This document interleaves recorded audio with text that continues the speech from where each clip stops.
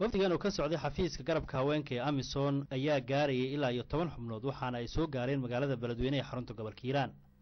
xubnaha wafdiga oo kolkii ay soo gaareen xarunta Amisom ay ku leeyihiin duleedka magaalada Beledweyne kulan muddo saacadaha qaatay la yeeshay haweenka ciidamada Amisom ee gobolka Hiiraan ku jira ee dalalka Djibouti iyo Ethiopia iyo sidoo kale ururada maxalliga ee ka shaqeeya arrimaha haweenka ee ka dhisan magaalada Beledweyne ayaa waxaa si weyn looga dooday qaabka dhibaatooyinka iyo tacadiyada loo geysto haweenka looga saari karo iyo sida caawin buuxda ay u heli karaan haweenka.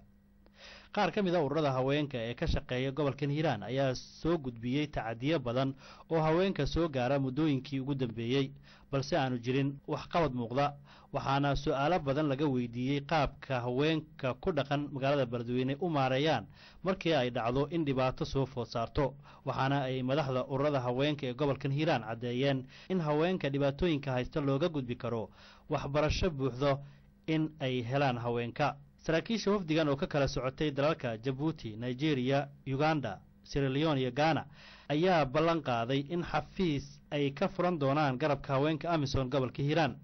waxaana intaasi ku dareen in haweenka gobolka Hiiraan laga caawin doono marka ugu horeysa qabashada xuska maalinta haweenka ee 8 Maarso iyadoona ay jiri doonaan caawino kale oo badan. madaxa wafdigan horkacaysay oo u dhalatay dalka Djibouti isla markaana lagu magacaabo Maan Axmed ayaa warbaahinta qaranka uga warbixisay safarkan ay ku yimaadeen magaalada Beledweyne iyo ujeedada safarkooda iyadoona xubnaha la socday iyo dalalka ay u dhasheen inoo sheegaysa. magacaygan waxa weeyaan Maan Axmed waxaan arrimaha jidsiga ee Amisom ayaan u qaabilsanahay bulsho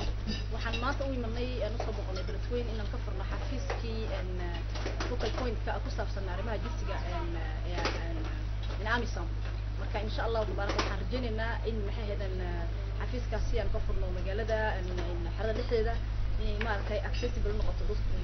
ugu iman karayaan maxay heedan arrimaha maartay shaqada ka wadi karto insha Allah. waxaan maanta la kulanay maanta aan ku helnay maxay heedan fursad inaan kula kulanno maxay heedan NGO-da ku shaqale arrimaha maartay hooyada Beledweyne ku taala waxaan maartay ka sheekaysanay arrimaha ku saabsan maalinta hooyada ee March si Amisom ugu qayb galiyay uguna maxay heedan support garan